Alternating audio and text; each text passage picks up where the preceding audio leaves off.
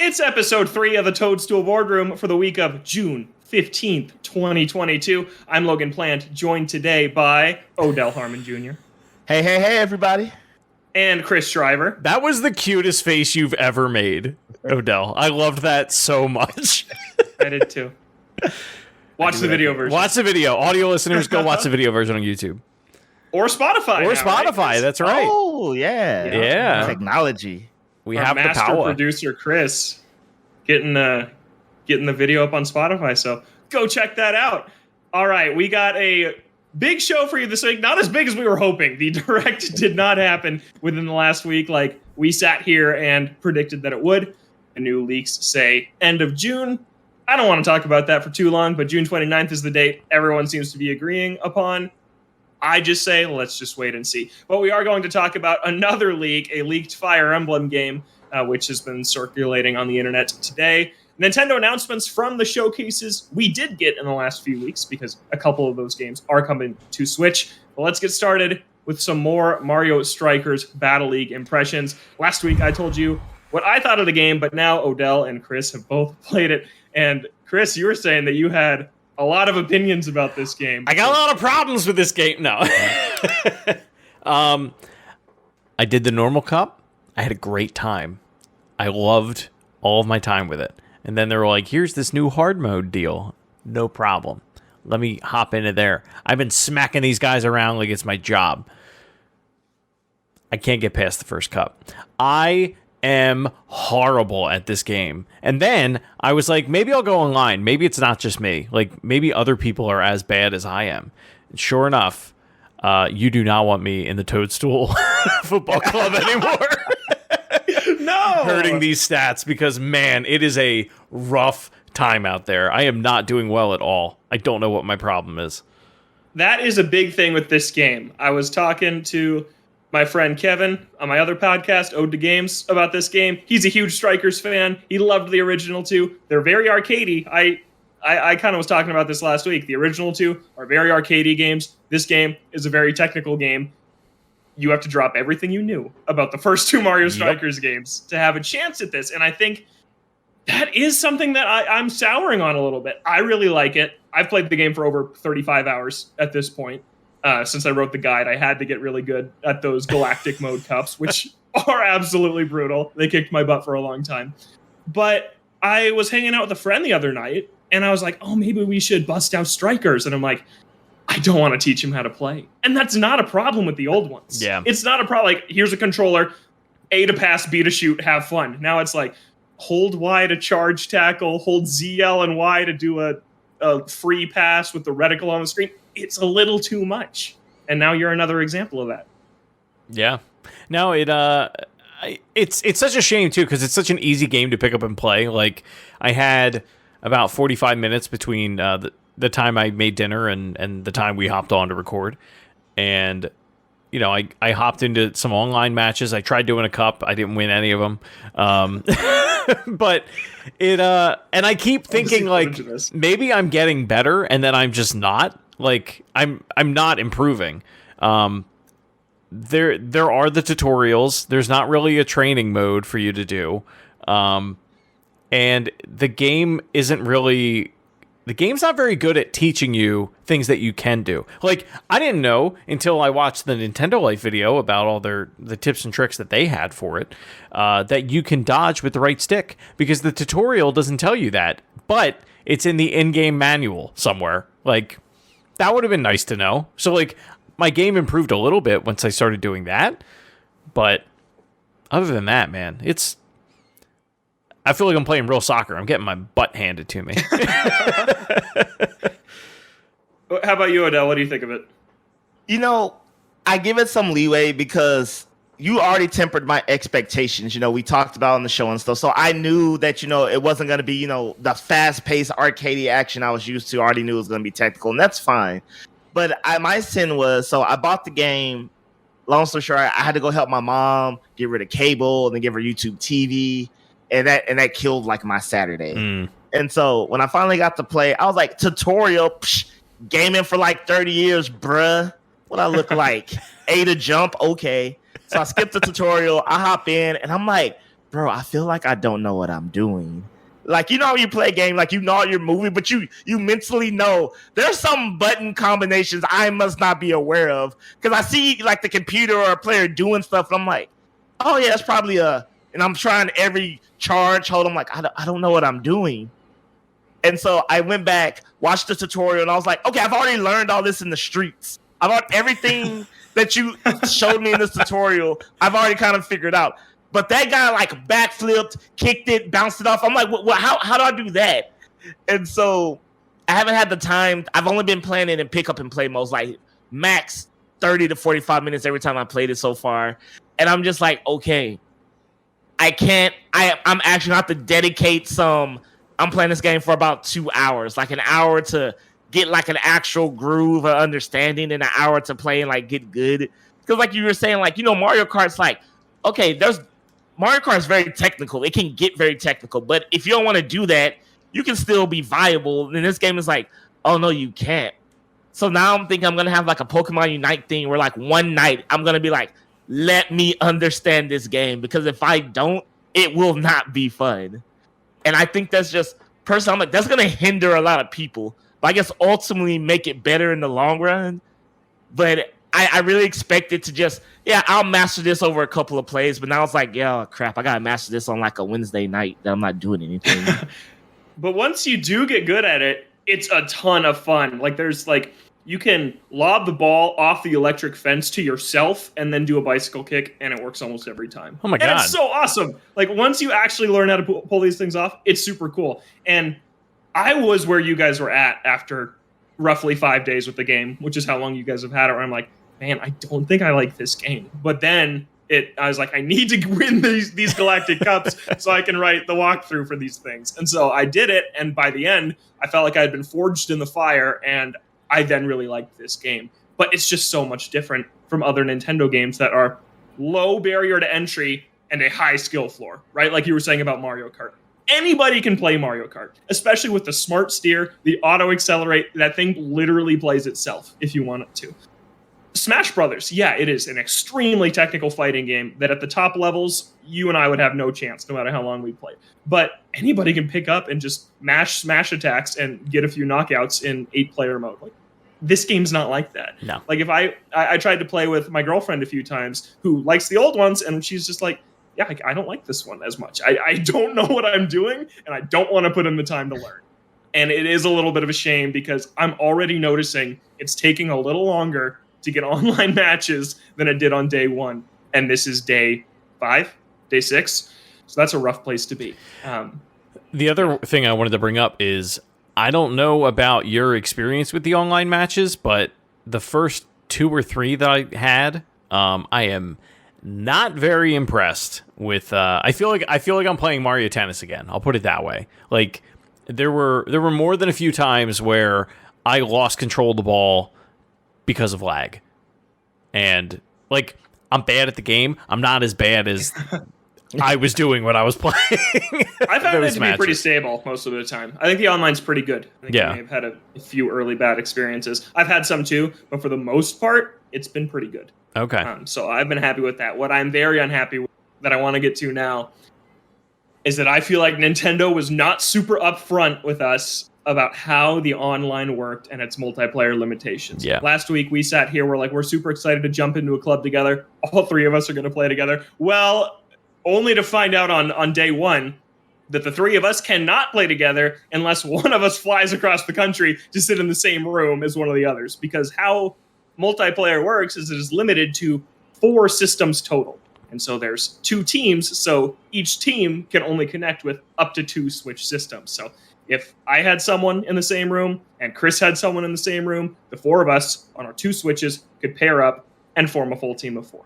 But as of now, there is no way for the 3 of us to hop in an online lobby in our club and play together against a team, which to me, not entirely, but almost defeats the entire purpose of club mode. You're like, join up with your friends. You each design a striker. You earn points for the team, but I can only play with one of you at a time. And to me, that has sucked a lot of the fun out of what I was expecting this online thing to be. I was hoping it was going to be, let's hop online. Let's all hit up the group chat for the club, which I haven't even made because You can only play with one person, so what's it matter? And I'm free. Hop in, play for an hour. It'd be a ton of fun.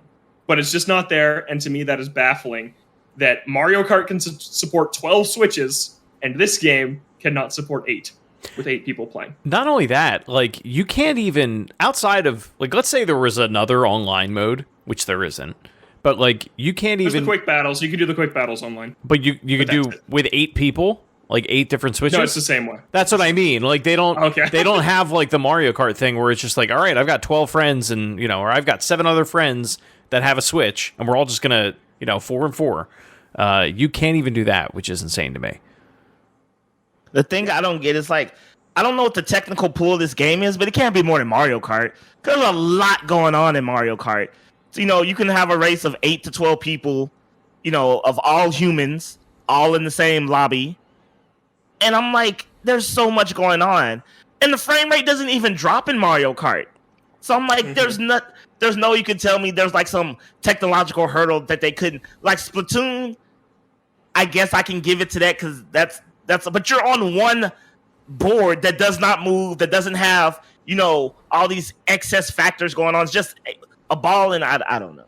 Mario Kart will do a weird thing where, not to get off on a tangent, but it'll do a weird thing where, like, on my screen, Logan could be in 4th place, but on yours, he's in 3rd. Like, there's a weird delay that it does start to, eventually it meets up in the middle, like, once you finally get to the end of a race. And I guess you can kind of get away with that with a racing game. But with this, it's like, I think it's because everyone is on that same board. You start to feel it more because it's like, oh, I'm here and Bob's over here and he's glitching all over the place and I can't keep track of him. But Splatoon does it. Splatoon does do it, and it has good. way more going on than this does. At least I feel like it does. Maybe it's slower paced, but it's like it's a way smaller area in this than it is in Splatoon. Yeah. So it's just disappointing. Does not bode well I think it's for a big Splatoon miss. 3. No. I don't know. It doesn't tell us anything, I feel like, about Splatoon 3. It's like, because we know Splatoon 2 can do it. But actually, I will say, I was going to come here and say, there's no way in heck there's a 32-player Battle Royale if Mario Strikers can't even have 8. But you know what? Like, Fortnite has figured this out on the Switch. Yeah. I don't... Maybe it's just because it's first-party Nintendo? But, like, other developers have figured out how to make this work. I don't know. Is it a server issue? Or Nintendo servers just not built to do this? I mean... Or is it just a cut corner in development? Like, I don't know. I am not usually one to be on the side where it's like, oh, Nintendo always lies to us. Nintendo doesn't care about us, blah, blah, blah. Those things you read online every day. But I do feel like they misled us here. I feel like they were like 8 people online, and I didn't read the fine print, and I guess that's on me, but it did not feel very well explained. No, I mean, I think, especially given how hard it was, like, the online was supposed to be, like, the core component of this game. Like, it had the cup battles, and it was like, that's how you learn how to play, but then really, if you want to get into the meat and potatoes of it, like, that's where it was supposed to happen. And I feel like I'm not compelled to come back to this. I'd rather, do anything else on my Switch that I have available than continue to get mad at this game. You know what? Y'all are going to call me crazy, but I touched on this on the Pokemon episode about how we were talking about how's multiplayer going to work on that. And I kind of sprouted it off as this was Game Freak's not mentality, but philosophy that they really wanted players to be by each other, that that you can do things online, but they really just want you to be in the same room. I'm like, maybe that's Nintendo's philosophy, and they've just been fighting the changing times. Maybe they keep doing this because they want to encourage us to couch co-op things. To actually see people. Yeah, like, I know that sounds crazy because it's 2022, like, clearly, friends can be worldwide and stuff. But that's the only logical, but yet still caring about your consumer reason I could think of, is that we do this because we still want people to meet up and play games physically together. Like, I will still disagree with that, but it will be something where I'm like, well, that's cute, It's cumbersome, but that's cute. But you can still have that in there and give me the ability. Right, give me the option. Don't lock me out completely. Oh, yeah, I mean, that would be the smart answer, but, like, again, I imagine this is like, the stubborn until we get the changing of the guards, like the younger guys, we're probably going to keep dealing with this problem. Because clearly it has to be about choice, right? Like you said, this is Next have Level the money. Games. This wasn't a decision from Nintendo. Like, Next Level Games is owned by Nintendo, but they're their own studio. They're not in Japan. They're in Canada. Like, I want to know who made this decision, and I just think it's disappointing. Even Luigi's Mansion 3 had competent online multiplayer. And, yeah. So, yeah, I'm going to keep playing Mario Strikers because I do love the gameplay. But I may hear from Chris that maybe you're already thinking about. I'm gonna give it like another week, and if I can't get past the first cup in the next week, I'm out. Like there's just no hope for me. Like I don't have enough time to invest in this. You know what I mean? Yeah. I have other things I want to play. I'm the type of person. I'm like, I spent $60 on this. I gotta get $60 out of it before I hang it up. I gotta like reach a point. Like there's games I don't enjoy. I make a goal for myself. Reach this class, do this goal, XYZ, then give it up. Because then like I hate the feeling of like, oh crap. As a kid, I don't care. My mom got it for me, but as me an adult, I bought my games. I'm just like, all right, no, you gotta do something with this. You gotta get that $60 out of it. And once I beat the cups, maybe get some online achievement of beating 20 people, I'm probably going to hang it up unless Logan's like, hey, hop on with me. And then I'm like, oh, sure, cool. Hop on with me and only me. Yeah. No one else. Yeah. Yeah, I'm going to keep playing it. The first official season of the club mode has not even started yet. It is going to start in like 4 days' time, I believe. So curious to see if the community is lively then and just how it all plays out. And we know we're getting content updates. Could we get a big online feature update? I'd say probably not, but I'm definitely would like to see it. But we'll move on from Strikers now to talk about a new Fire Emblem game.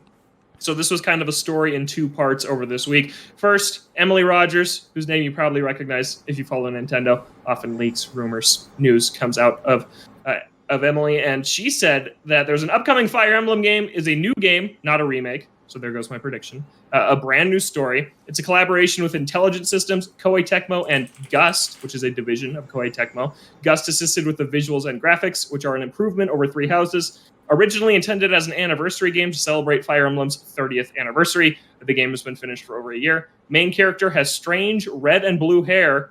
His mother is a dragon, and a new emblems gimmick allows players to summon FE characters from the past for your squad. And then later that week, images leaked of a supposed Finnish Fire Emblem game, and one of those images does show a protagonist with red and blue hair. We also have a picture of what just looks like the relationship menu we see in Fire Emblem, where characters can have relationships of up to A or S if they get married, typically, in Fire Emblem games. And yeah, so this looks fairly legit at this point.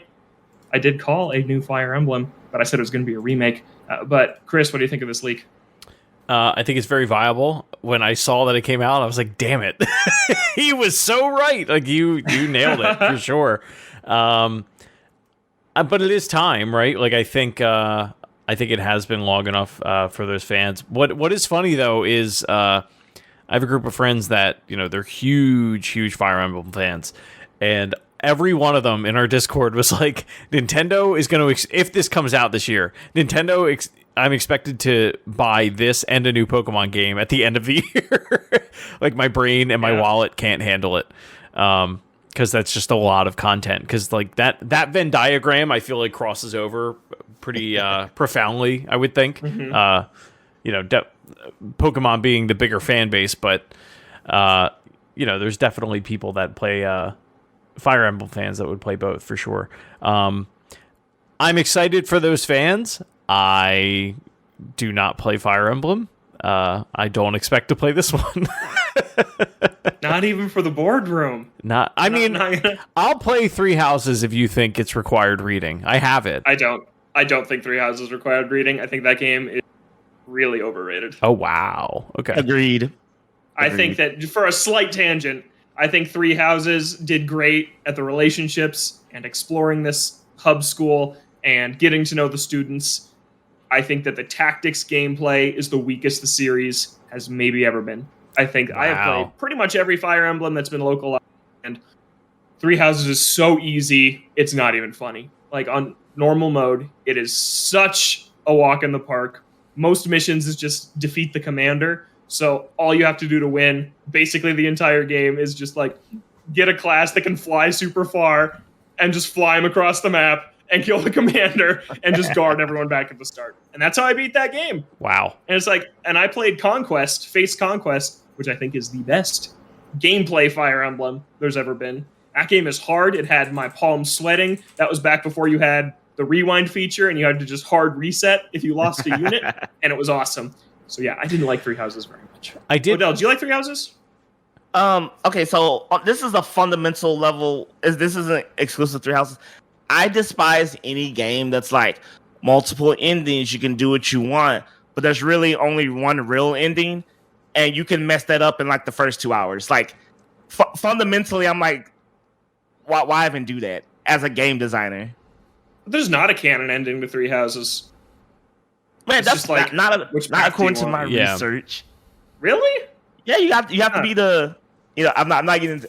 But my Edelgard point is the Edelgard path the true one? yeah, that's the true path. And if you don't pick that, then you're screwed out of the how the game's supposed to go. Yeah, and then I played an didn't want to entire spoil path, it, but which was like 35 hours, and then I finished it, and there were like 5 loose threads because they wanted me to play the other paths because other paths answer unresolved questions in the path you play. So to get the full story, you have to play this 30-hour game 4 times, and I'm just not interested. No. yeah, No. and one of the paths is the true path. But so I hate that design choice when games do that. But second of all, it's like okay, for a game that requires me to do so much social stuff, which you're right, that is good. Like it's good, it's not Persona 5 Royal or nothing, but it's good. But to me, the game is ugly. Like that's just the end all be all. Like RPGs, I feel like should be good, like visually, since I have to spend so much time in this world. The game is ugly. It's muddy where it shouldn't be muddy, and I'm like, for a game where I have to do so much social stuff and walk around in school is the blandest place ever. And, and since you have to spend so many hours just there, it's like I notice it all, and that really took me out of the experience. And I was just like, I don't like this game, and I don't see why it gets so much praise. Do you and like previous Fire Emblems? Huh? Do you like previous Fire Emblems? I played Awakening. I played I've played most modern Fire Emblems. I haven't played the NES ones, and they've just been really hit or miss for me. Mm-hmm. So I'll probably play the new one. I'll let it marinate and see what people are saying, see some videos, and then I'll probably go from there. Like I will probably play it eventually, but if I play it at the start, it's going to depend on its initial reception, what I'm seeing. I'll be there at the start. I still love Fire Emblem, even though I didn't like Three Houses a ton. But if this leak is real, this first screenshot of who is presumed to be the protagonist at this point, it does look like that kind of behind-the-back perspective, like we had with Byleth in Three Houses walking around the school. So I'm curious to see how much of the bend is social and how much of it is tactics, because I love the tactics. It's why I was really excited for Advance Wars, if that ever comes out, when maybe Fire Emblem is leading more in the people love the marriage, the relationships, the character dialogue part of it, when I want really cool chess with people with axes and bows. I'm with you there. I'll forgive the muddy graphics. I'll forgive the crappy English voice acting. I'll forgive anything this game will do if the battles are fun. Yeah, I did play some Awakening on 3DS. I actually forgot about that game until you said it. I was in college back then. Did you what if you had to recommend a Fire Emblem game that somebody like hops in on? Awakening. Hands down. I have it somewhere. I should try and find it. Do y'all remember the Great revival of the Awakening series. Crisis? With the feet? No, I had to basically have feet. fight someone at Target for that game. Oh yeah, it was hard to find. Yeah. That was a hard game to get. Yeah. Like I was at Target and then I saw it and then so I told the guy to they have to go get the keys and stuff. And then this guy was like, "Oh, look, there's the game I want." I was like, "Wait, no, I've already requested someone go get the key thing. I don't know where they're at, but this is called for." Yeah. Because he was talking to there was another employee who was walking by, and I was like, "Nope, we're gonna sit here and wait." And she was like, oh well, he said he wanted it. I'm like, nope, I've already talked to someone else. They went over y'all. Like, nope, we're not doing this. It was like it almost became a scene. Thankfully, that person came within 2 minutes of like this altercation, and he was like, yeah, this guy asked me for it like 5 minutes ago. I was like, yep, there we go. Boom. I have a Got him. tangent Go for that it. reminded me of. Professor Layton versus Phoenix Wright, Ace Attorney, that launched on August 29th, 2014. I had a pre-order in a GameStop. For those of you that don't know, Ace Attorney is my favorite series of all time, bar none. So I did went not to know that. huge Ace Attorney guy. Wow. Yeah, Oh. absolutely love it. Game of the year last year was the Great Ace Attorney Chronicles. It was so good. The more you Play it know. if you haven't. Yep. Anyways, I had this game pre-ordered at GameStop. I went to the store. I asked this employee, his name was Shane, and I gave him my account info and said I had a pre-order for this game. And he's like, all right, let me go grab it from the back. He comes back. He says, the truck's not here yet. I wait in that store for 45 minutes. And he's like, every 10 minutes, he's like, yep, it's still not here. Should be here any second. And then at one point, he goes into the back. He comes back in. And then he just like opens a drawer on his desk and pulls out the game. And he's like, truck came in. And I'm like, bro, the truck didn't come in. You just didn't know you had the game in that drawer for the last hour. And the way he tried to like hide it like behind his shirt as he like pulled it out of the drawer. Yeah. So that was coming up on the 8-year anniversary of that moment. I have one real quick. Go for it. When the first wave of Amiibo came out, Oh man. I pre-ordered every single one at my local Best Buy. I got all of them but Marth. And as soon as it happened, I was like, it's treason then. Like I knew. I already knew what I was getting myself into. I managed to get it, but I was just like, oh wow. It's gonna be that way, huh? Of all the ones not to get, I know. to be Marth. The hardest Do you have all one. the Smash Amiibo? I do. Me too. Do you Oh, have wow. Gold Mega Man? Do you count him? I don't have Gold Mega Man. I didn't care. I decided he counted about a week ago, and it's supposed to be delivered in my mailbox today. I bought it on eBay. Nice. This is the only one I didn't have. I even have the first print villager and the second print because they changed his face design. They did. I decided that counted. I just have the first print. We need to do an Amiibo retrospective at some point. All I'm saying is I didn't want to get into Amiibo because I knew what that could have. I saw where it was going early. I was like, it's not going to stop with the Smash characters because there's going to be more Smash characters. Then there's going to be Amiibos for different games. I was like, nope. And then people are like, but just get the Smash ones. I'm like, that makes sense because they're trophies. It makes sense with the game. Yep. I really want them. I resisted. Never bought an Amiibo. And then Yarn Yoshi came out and I broke. That's the one that gets you. Wow. Yes, Yarn Yoshi. Yeah, it broke me. Yarn. I have my Yarn Fascinating. Yoshis now. We'll definitely do an Yoshi. Amiibo retrospective Yeah. at some point because That would be there's fun. a lot of stories there. I love Amiibo. Yeah. Okay. Let's move on, though. Nintendo hasn't had their showcase yet, but there were a ton of showcases that varied in quality from very good to very mediocre. And a lot of Nintendo games, or games that are coming to Switch, were involved. We got Overwatch 2, Minecraft Legends, which had a beautiful CG trailer, and then the gameplay, which did not look as hot. Hollow Knight Silk Song, which I think everybody had pegged to appear in an Indie World showcase, and then it showed up in an Xbox showcase instead, coming to Game Pass day one, but it's still coming to Switch. And then just updates for a bunch of other things. Neon White, which is getting very great reviews. People were tying to a Nintendo Direct leak. Instead, it appeared at Summer Game Fest. Shredder's Revenge, also getting great reviews, had another spotlight in a few showcases. And then an indie I thought that looked amazing, the Plucky Squire, Yes. which was being passed around online. Looks like Link's Awakening, Link Between World-esque. There's a Punch-Out reference in there where he's like fighting, is it a bear? Yes. I don't remember. Yeah, and it totally looks like Punch-Out. And then this character like pops out of the book into like this living room, is walking around this living room, and then pops onto like a coffee cup, like a Link Between Worlds style. Looks amazing. So of all these announcements that we saw, what caught your eye from any of the showcases you saw of games coming to Switch, Odell? So the game that I'm looking forward to the most is a game called Animal Well. I did not. Well. I did not hear about that one. What's that one from? Yeah, Animal. It's like some ultra 16-bit style whatever we can call it, and it's a Metroidvania. And the thing is, like, you're a critter.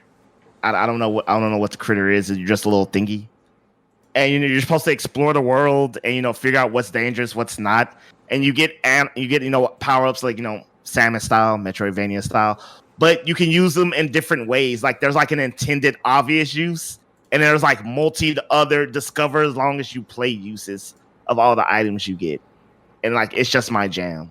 Like, so this one was at the Day of the Devs showcase. I don't know. Yes, that one. Is that coming to Switch? Actually, I don't know upon retrospect. It is not. It's coming to PC and PS5. But it's a Metroidvania. It is a Metroidvania. It is someone like in my mind. It was just like you don't make a Metroidvania and not put it on Switch. Sorry, y'all. Let y'all down. It's coming to Switch eventually. My biggest one was the release date for the Teenage Mutant Ninja Turtles Shredder's Revenge. I actually got a review key for that on Steam. So I got to play that on my Steam Deck last night. Beat the whole thing. Takes about 2 hours. You allowed to talk about it? Yeah. What'd you think? Yeah, the embargo is lifted. I thought it was phenomenal. It's if you're a fan of Turtles in Time or Ninja Turtles arcade game, you will absolutely enjoy this game. It is very much like it is a beat 'em up, right? Like it's not going to revolutionize the industry or anything like that, but it is a great nostalgic romp for you and your friends. Supports up to 6 people. Drop in and drop Only out. 2 on the same Switch though. I don't know. No, I think it's I think you can get 6 on the same Switch. Nice. But could you imagine? The drop in and drop out, at least on PC, worked remarkably well. I was very, very impressed. There's a leveling system in it where you can get like different abilities for each of the characters and level them up as you play. A lot of really cute Easter egg moments in it. Just really cute animation, really great soundtrack. If you're a Turtles in Time kid, like absolutely pick up that game. It's incredible. Cool. Yeah, people seem to be really enjoying that game. I just have never cared about beat 'em ups, brawlers. Hey, I get it. Like, yeah, tried a few. Like I tried River City Girls. Knew people really liked it. Just Yeah. Tried Scott Pilgrim, which people rave about. Just can't get into those games. I think part of it is the attachment to the license. Sorry, Odell. Yeah. Oh, no problem. My thing is, I'm kind of with Logan. Like, I'm personally not a fan of beat 'em ups, but the times I do enjoy them, it has to be couch co-op. Like, I've tried beat 'em ups over online play, and it doesn't hit the same for me. Like, I feel like, I guess because I grew up on the arcade machines. Like, I fond memories of playing like The Simpsons beat 'em up. Sure. And that's pretty much how I played all beat 'em ups growing up. So every time I try to play beat 'em up over online, like, I'm not gonna say it's boring or bad. It just doesn't click for me. Yeah, I found last night. I was playing with Brian from Platformers, and I wasn't as vocal as I normally would be if he was sitting next to me on the couch. Like my brothers and I, growing up, Turtles in Time was like the jam. We would play that constantly. Just a lot of screaming back and forth, trying to get Krang and whoever else. But it is what it is. Like it's a beat 'em up game. If you enjoy that, and because they're not that long, like it's not this huge investment. I like that it is this thing. It's like, hey, do you want to play a newer style beat 'em up game that is Ninja Turtles that doesn't ask a ton of you, and you can whenever you really feel like it. Great. Well, thanks for the mini review. Didn't know we were getting that. Outstanding. So, yeah, there wasn't a ton of standout Switch reveals here. Hollow Knight's obviously a big deal. Chris, you seemed excited about that one. I am remarkably excited for that one. Well, what is that? That is the Hollow Knight Wanderer's Journal from Fangamer. I got a free copy of it because awesome. I buy too much crap on Fangamer. I think I see the Banjo-Kazooie Fangamer plush. Yep, all the plushes are back there. Yeah, I got stuff all over the office here. Hollow Knight Silk Song. I can't believe we don't have a release date for that game yet. So that was the first gameplay trailer that we've gotten since 2019 when it was first announced at Switch. I think it was one of the Switch Indie Directs. E3, right? It might have been E3. Because I know it was playable at E3 2019. Yeah, because that's the thing. Everybody that was there is like, I played it. I know it exists. Like, it's real. I'm glad that I don't have to wait that long. Like, I just started playing Hollow Knight this year for the first time. So I'm really excited that wait isn't as like awful as it has been for many other people. Mm-hmm. Yeah, and for me, Sports Story is my Silk song. I'm still waiting for Golf Story 2.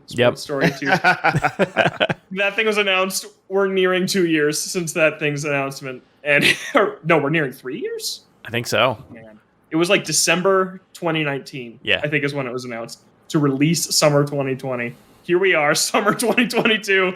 No word of the game in a very long time. So that's what I'm waiting for. But on kind of a wider note, it feels weird for me to not have Nintendo be a part of things this week. I know Sony has backed out of kind of the June festivities the last few years, but even they had the Last of Us Part 1 announcement at Summer Game Fest. That what? So you cut out. That leaked hours before. Oh, yeah. I said. Yeah. So it's tough for me to not have the big Zelda reveal or this Fire Emblem game actually be announced and we see what it looks like rather than 4 screenshots that in the back of my head I'm still debating their legitimacy. Like, I want them to be a part of the conversation. I know at the end of the day it doesn't matter, and they'll put on a great show whenever they do choose to talk to us. And it won't impact the sales of their games or the excitement levels for their games, because when they do decide to talk, everyone does listen up no matter when or where it is. But just as the fan in me missed them this week. It missed watching these generic showcases. I did not like Summer Game Fest at all. And knowing Tuesday at 9 a.m., we're going to see the next Nintendo games. Like last year, I thought, like, remember the Square Enix show last year where we saw 25 minutes of Guardians of the Galaxy and it was just insane? I was sitting through that. I'm like, I can't wait for Nintendo on Tuesday. And then we got Metroid and Mario Party and all this great stuff. And so for it to, and it is always like the last presentation, and they always end everything with a bang. So for the whole week to just kind of go out on a whimper with nothing really big from Nintendo, I felt it. I felt the absence. Not even just, and not to get too off the rails, but not really that it wasn't big from Nintendo, but there really weren't that many standout things from Summer Game Fest in general this year. Not just Keighley's thing, but I'm talking PC Game Show, the Xbox Bethesda Showcase. Like, there weren't any really big drops. I think a lot of it is, COVID and development cycles and all that. Talking about? We got Starfield gameplay, the most generic game you've ever seen under the golden sun. No Man's Skyrim. Sorry, I haven't heard that yet. That's great. I want to push back a little on that, though. I feel like every year Xbox shows up and announces 10 cool games that you then don't hear about for 5 years. They do. And this year, they're like, next 12 months. Forza, Starfield, the new game from Obsidian, I forget it, the medieval RPG. Yeah. I'm forgetting its title. But that looked really cool. Like, I thought there was a lot of cool stuff that we're getting in the next 12 months. So I really appreciated that from their show. But it's just a two-sided coin. It's like, we didn't get anything new and exciting. And then when we do, it's like, you didn't show any gameplay. It's like, come on. Like, no one's happy. I thought Xbox had a great show. I thought everything it's weird because I always feel like I'm a bad journalist or a bad game, whatever I am, because I wasn't impressed with the Xbox Bethesda show in the least bit, because to me, it was the same song and dance. Game Pass gets more incredible, which I feel like at some point it's just like, yes, it's good. You already have my money. Like, you convinced me. Like it's like, ooh, the personas are here. Yeah, I've already, yeah, cool. And it's like, look at Forza. I'm like, yeah, that's great realistics.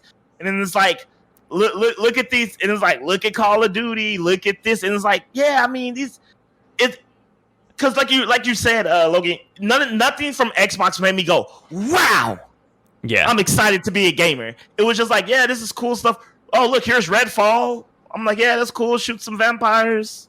Yippee. And then, I watched Starfield, and it was like, oh, man. I'm like, ooh, cool. Exploring and stuff. It's like, now I go shoot some people. Oh, yeah, cool. Very, very generic FPS action. That's cool. And it was like, look at this galaxy. You can go to every planet. I'm like, yeah, I'm sure 20 to 50% will all be the same.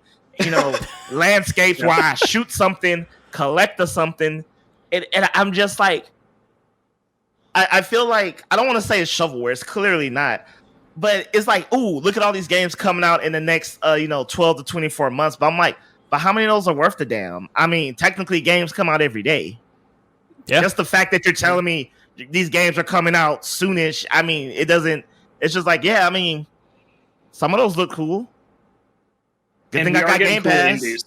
We're getting cool indies for sure. I saw a lot of cool indies from the last week, like the Plucky Squire, that I'm very excited to play. But I don't feel like we had the moment this year, right? There's always that one moment. I think last year Metroid Dread was the moment. Oh, most definitely. Lost their minds. And that just didn't come. And maybe it will in 2 weeks when a supposed Nintendo Direct happens. But yeah, until then it was kind of like, okay, I'm feeling the burnout on AAA things besides Nintendo.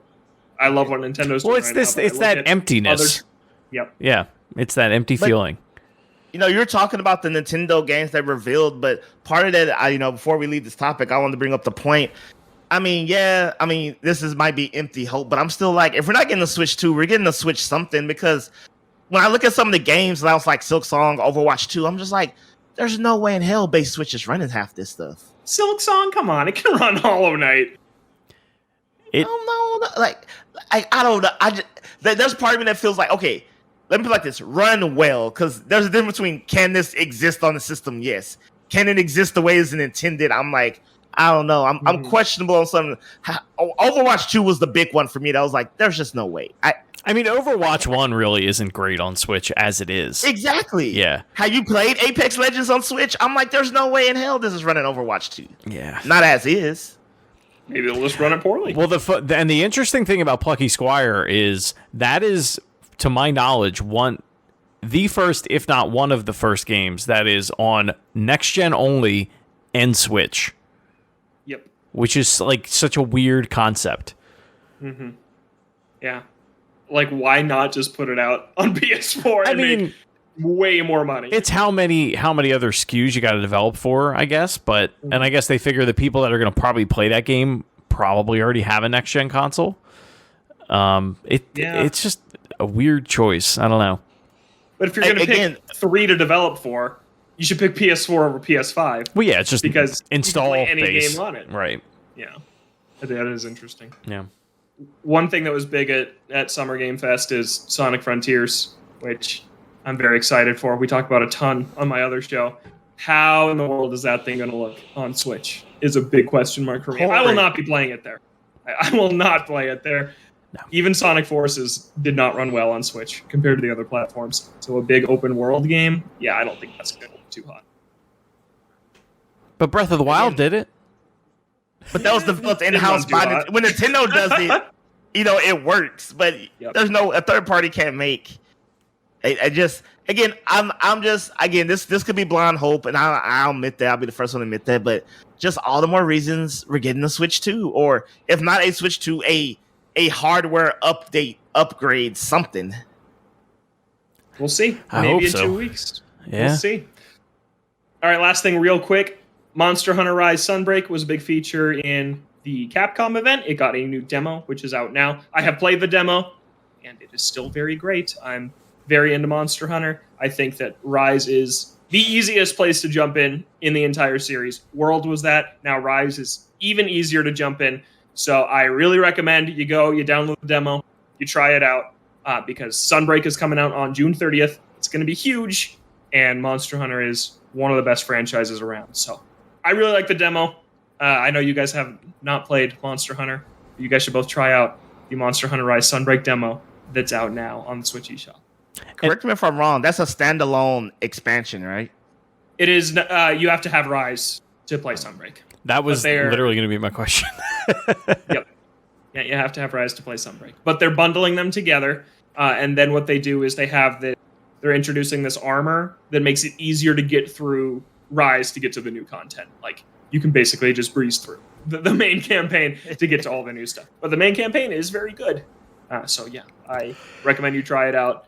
Monster Hunter hit mainstream. I talk like I'm a longtime fan. I joined with Monster Hunter World. I played that game for 400 hours. I have now played Rise for 120 hours, and I'm about to put in probably 200 more once Sunbreak comes out. Wow. If you feel like the summer is barren of new game releases, which it is a little bit, check out Monster Hunter. You'll never feel like you have nothing to play again.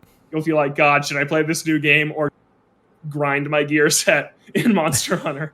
That's the daily dilemma that I go through. Yeah, it's great. Man. Try it out. Can I get a commitment from either one of you? You got to sign on. You got to commit. Oh, yeah. You know, when I'm playing Strikers and then realize like when you hit that I'm not having fun part of a gameplay, I'll be like, all right, time for Monster Hunter. But I'm scared though, because what if I get addicted? I can't be addicted to that in Pokemon at the same time. That's like all my life. Well, that's okay because Monster Hunter is way better than Pokemon, so you're fine there. All right, next show. You know what? You know what, Logan? You know what? I am gonna get Sunbreak. I'm gonna put in those 300 to 400 hours, and we're gonna circle back to that topic. But right now, I'm ill-equipped. That's worth it to me. That's a way bigger commitment for you than it is for me. So I'm there. I'll talk to you in a year. I will play the demo just for you, Mr. Plant. But if I feel the same addictions that I had when I played Destiny on PC, I will not allow myself to play this game. You probably will. I have too many adult responsibilities. Yep. I've lost many hours of my life to that game. I don't need another game like it. Yeah, it is. It'll definitely do that to you. Yeah. All right. That's another episode of the Toadstool Boardroom. In the books, you can find the show on Twitter at ToadstoolBR. You can find Odell at Harmon Jr. across all your favorite social media. You can find Chris at Shrives93 all over the internet. You can find me on Twitter at Logan J. Plant. Thank you so much for listening. We'll catch you next week right back here in the Toadstool Boardroom.